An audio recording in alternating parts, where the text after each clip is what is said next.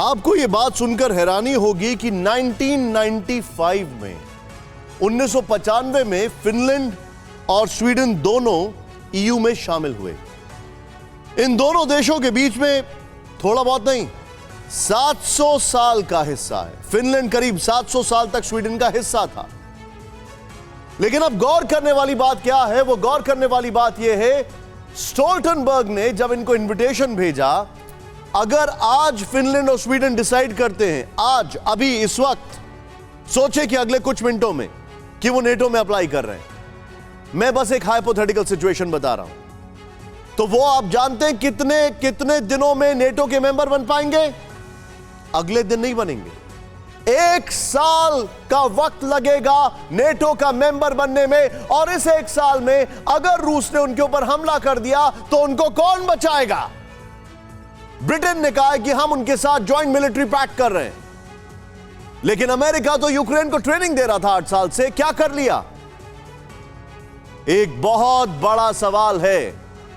अंग्रेजी में कहते हैं there is a slip between the cup and the lip, और ये जो गैप है 1 साल का, ये इनको बनाता है बहुत ज्यादा वनरेबल, वो भी रूसी धमकी के आज के इस दौर में।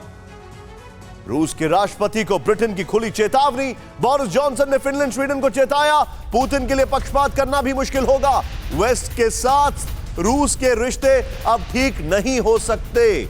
बोरिस जॉनसन ये कह रहे हैं, वेस्ट के साथ पुतिन के रिश्ते ठीक नहीं हो सकते, तो फिर क्या बदल लें? वेस्ट बदले या पुतिन बदले?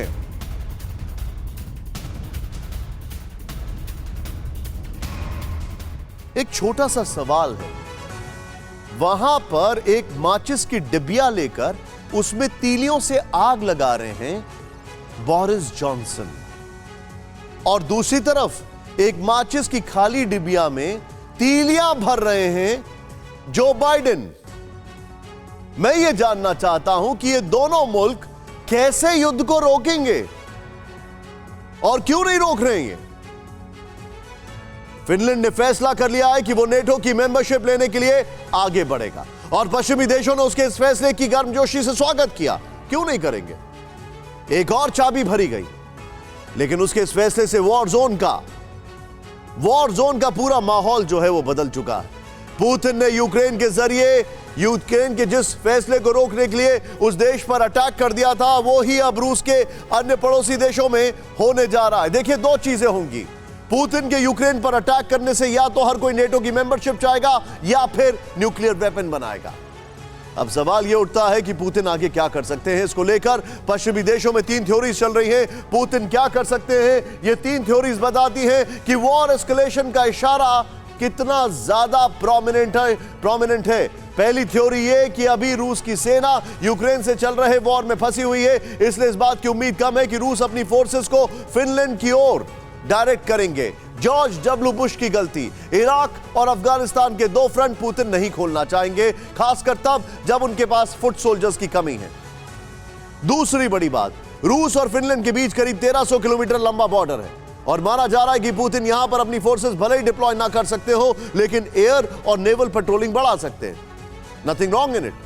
पुतिन की सेना की यह पेट्रोलिंग एग्रेसिव भी हो सकती है, ताकि नेटो में शामिल होने का कोशिश कर रहे फिनलैंड को वो डरा धमका सके, उसे इस फैसले के बाद फ्यूचर का ट्रेलर दिखा सकें।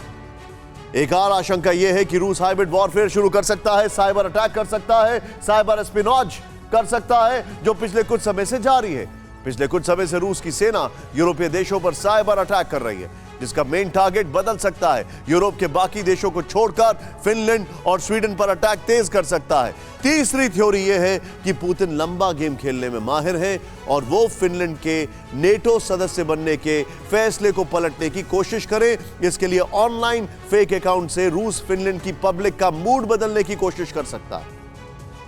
लेकिन पुतिन की टेंशन इतनी नहीं है, उन्हें एक और तारीख डरा रही है, और वो तारीख है 16 मई। 16 मई को फिनलैंड की तरह स्वीडन भी नेटो में शामिल होने का ऐलान कर सकता है, और इसी के साथ एक और नया फ्रंट खुल सकता है।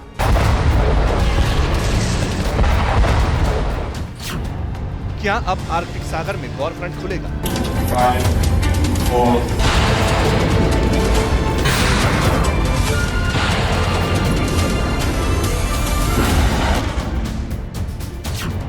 अब बर्फीले पानी में बारूद बरसेगा।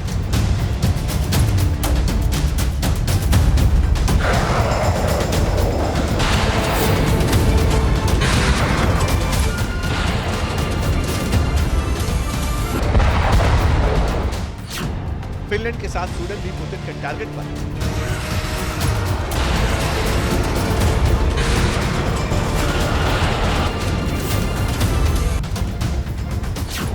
तो क्या अब एटमी जंग का सीन बन चुका है?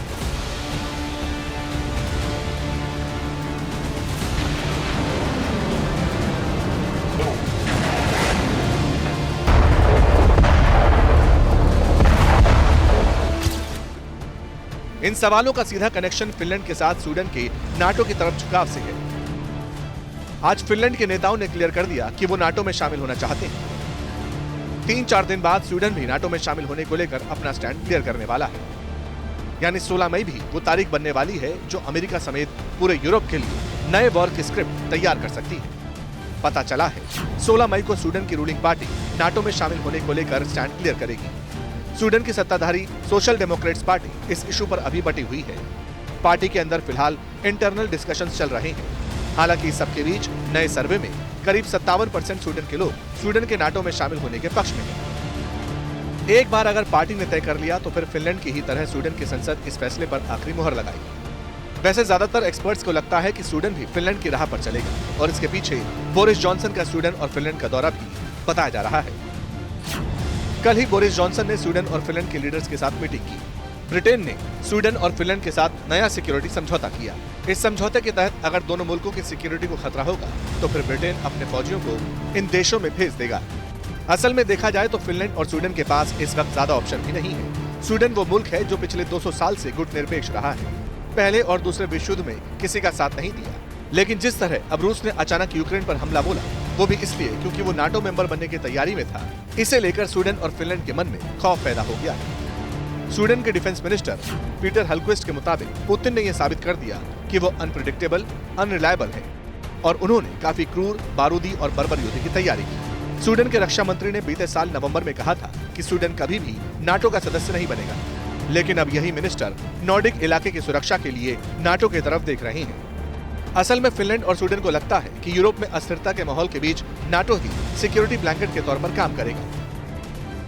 अब बड़ा सवाल यही है कि क्या वाकई फिनलैंड और स्वीडन के नाटो में शामिल होने से दोनों देश सिक्योर हो जाएंगे। इसे लेकर एक्सपर्ट्स की अलग अलग राय है। लेकिन कुछ लोगों को रूसी हमले के बीच यूक्रेन और फिनलैंड में सिमिलरिटी भी दिखाई देने लगी है। यूक्रेन रूस का पड़ोसी है। फिनलैंड भी रूस से बॉर्डर शेयर करता है। यूक्रेन की आबादी 4.5 करोड़ के आसपास है। फिनलैंड की आबादी 5.5 करोड़ है। यूक्रेन के पास करीब 2.5 लाख फौजी हैं। फिनलैंड के पास 2,80,000 जवान हैं। यूक्रेन के पास 9 लाख रिजर्व फोर्स है। फिनलैंड के पास भी इतने ही रिजर्व फोर्सेस मौजूद हैं। लेकिन जहां तक स्वीडन की बात है तो उसकी पॉलिसी अलग रही है। स्वीडन ने 90 के दशक के बाद अपनी सेना की संख्या कम कर दी थी। कम से कम 14 साल तक ये सिलसिला जारी रहा। लेकिन जब 2014 में रूस ने क्रीमिया पर कब्जा किया तो स्वीडन अचानक डिफेंस मामले में एक्टिव हो गया, क्योंकि उसे रूस से डर सताने लगा और उसके मुताबिक इसकी वजह भी थी। स्वीडन का दावा है कि 2014 में ऐसी रिपोर्ट मिली कि रूसी सबमरीन स्वीडन की तरफ बढ़ रही थी। साल 2016 में स्वीडन ने गॉटलैंड आइलैंड पर दोबारा मिलिट्री बेस बना लिया। उस आइलैंड पर बेस बनाया जो 20 साल तक खाली था। हाल ही में स्वीडन में रूसी मिलिट्री एयरक्राफ्ट्स के दाखिल होने की खबरें आई। स्वीडन डिफेंस मिनिस्ट्री के मुताबिक 2 मार्च को रूसी न्यूक्लियर बॉम्बर उनके एयर स्पेस में दाखिल हुए। इसी तरह 1 मई को भी AN-30 रूसी विमान के जरिए एयर स्पेस वायलेशन का दावा किया गया। इसी सब के बीच अब स्वीडन ने अपने डिफेंस बजट को बढ़ाने का भी फैसला कर लिया और रूस और स्वीडन के बीच ये तनाव तब से और बढ़ गया जब स्वीडन ने 200 साल के इतिहास में पहली बार गुटनिरपेक्षता की नीति से अलग हटते हुए यूक्रेन को रूस के खिलाफ हथियार सप्लाई किए। बस इसी के बाद से वो रूस की आंखों में खटकने लगा है। यही वजह भी है कि स्वीडन अब नाटो वाला सपोर्ट एक्सप्लोर कर रहा है। अड़ी सोमवार से शुक्रवार शाम 6 बजे सिर्फ TV9 भारतवर्ष पर।